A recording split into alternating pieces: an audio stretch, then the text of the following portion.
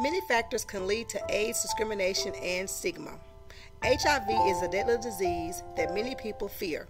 Some adults in the U.S. still wrongly believe they will catch HIV through casual contact. Some people believe that having HIV and AIDS is the person's own fault. Unfortunately, AIDS discrimination and stigma fuel this epidemic. Fear of rejection and worries about confidentiality also prevent many from getting tested for HIV. There is no simple answer for how to deal with stigma surrounding HIV and AIDS. However, one important step is to seek support through education so we can understand what others are going through. Stigma is not a cure. End HIV. Stigma.